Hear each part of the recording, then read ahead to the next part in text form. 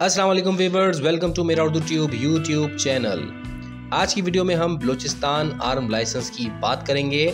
अगर आप नया लाइसेंस बनवाना चाह रहे हैं और आपका ताल्लुक बलूचिस्तान से है तो नया लाइसेंस कैसे बनेगा, इसका प्रोसेस क्या है, एलिजिबिलिटी क्या है, फ़ीस क्या है, तमाम चीज़ें आपसे डिस्कस करूँगा। तो वीडियो शुरू करते हैं, लेकिन उससे पहले आपसे रिक्वेस्ट है कि अगर आप पहली दफ़ा आए हैं हमारे चैनल पे तो सब्सक्राइब ज़रूर कीजिए ताकि आपको मज़ीद इन्फॉर्मेटिव वीडियोस मिलती रहें। तो व्यूअर्स, इससे पहले जो लाइसेंस बन रहे थे बलूचिस्तान में वो बुक वाले लाइसेंस होते थे, लेकिन अब इनको कंप्यूटराइज किया जा रहा है मरहलावार। और बलूचिस्तान गवर्नमेंट ने नादरा के साथ मिलकर MOU भी साइन कर लिया है। फरवरी में ये मायदा हो चुका है और इस हवाले से पूरा होमवर्क भी हो चुका है कि किस तरीके से लाइसेंसेस को डिजिटलाइज किया जाएगा। 15 जुलाई 2024 से बाकायदा इस प्रोजेक्ट पर काम शुरू हो चुका है।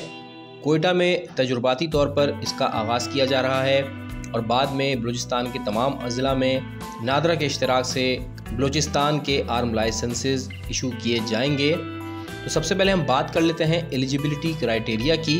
तो इसमें सबसे पहली शर्त यह है कि आप पाकिस्तानी सिटीज़न हो, आपके पास वैलिड ID कार्ड हो, आपका डोमिसाइल बलूचिस्तान का बना हुआ हो, आपकी एज कम से कम 25 साल की हो, पुलिस वेरिफिकेशन रिपोर्ट हो, आप किसी गैर कानूनी काम में मुलविस ना हो, यानी आपके ख़िलाफ़ कोई केस ना हो, कोई मुकदमा ना हो, आपने कोई ट्रैफिक वायलेशन ना की हो और आप किसी भी ऐसी तंजीम से वाबस्ता ना हो जो कि एंटी पाकिस्तान या एंटी स्टेट हो।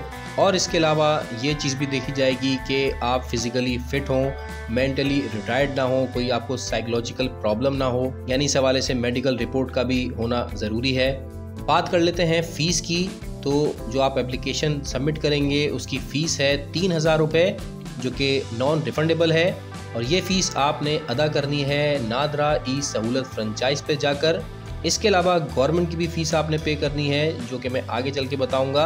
एप्लीकेंट ने सिर्फ करना ये है कि सबसे पहले ई सहूलत में फ़ीस पे करनी है और उसके बाद उसने विज़िट करना है प्रोसेसिंग साइट पर, और ये प्रोसेसिंग साइट है DC कोयटा का ऑफिस, जहां पर आप अप्लाई करने जा सकते हैं। सबसे अहम चीज़ जो आपने जहन में रखनी है वो ये कि आप प्रोहिबिटेड बोर यानी ममनुआ बोर का वेपन अगर रखते हैं तो उसका लाइसेंस आप नहीं अप्लाई कर सकते। यानी ये कंप्यूटराइज लाइसेंस आपका सिर्फ नॉन प्रोहिबिटेड बोर के लिए होगा, जिसमें शॉर्ट गन है या पिस्टल है, रिवॉल्वर है या राइफ़ल है। इसके अलावा अगर आप कोई असला लेना चाहते हैं, कोई हैवी वेपन लेना चाहते हैं तो उसके लिए आप अप्लाई नहीं कर सकते, क्योंकि ऐसा असला प्रोहिबिटेड बोर में आता है। दूसरी अहम बात यह है कि जो लाइसेंस आप बनवाएंगे वो 5 साल तक की मुद्दत के लिए होगा और एक शख्स सिर्फ 5 लाइसेंस ही बनवा सकता है, यानी कि 5 वेपन अगर उसके पास है मुख्तलिफ तो वो 5 लाइसेंस बनाएगा। हर वेपन के लिए अलग अलग लाइसेंस होगा। 5 से ज़्यादा आर्म लाइसेंसेस नहीं बना के दिए जाएंगे और तमाम एप्लीकेशन का प्रोसेस और डॉक्यूमेंटेशन की सबमिशन के बाद 15 दिन के अंदर अंदर आपको लाइसेंस, जो कि कार्ड की सूरत में होगा, बनाकर दे दिया जाएगा। तो जैसा कि मैंने शुरू में बताया कि प्रोसेसिंग फ़ीस है 3000 रुपये।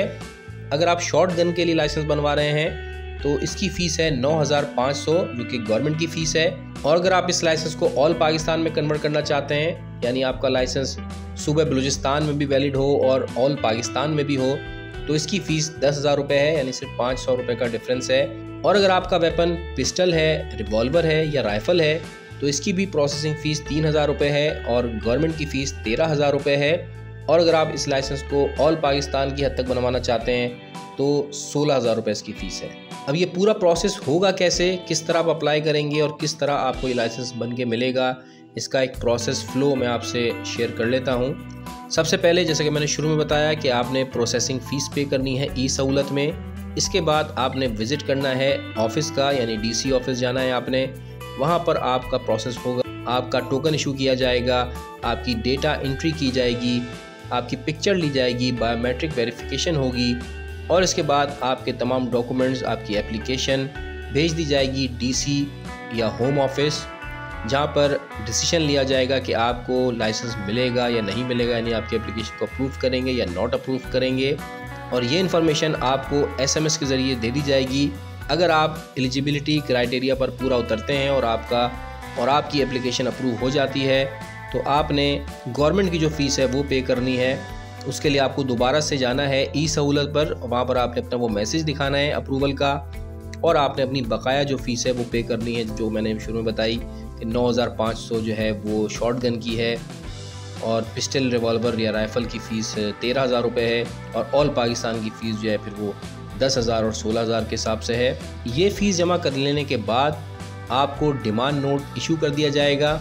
ये डिमांड नोट लेके आप वेपन डीलर के पास जाएंगे और असला ख़रीद लेने के बाद आपने डिमांड नोट को सबमिट कराना है, और उसके 15 दिन के बाद आपका लाइसेंस प्रिंट हो जाएगा और डिस्पैच कर दिया जाएगा नादरा की तरफ से आपके डीसी ऑफिस, और वहाँ से आप वो वसूल कर पाएंगे।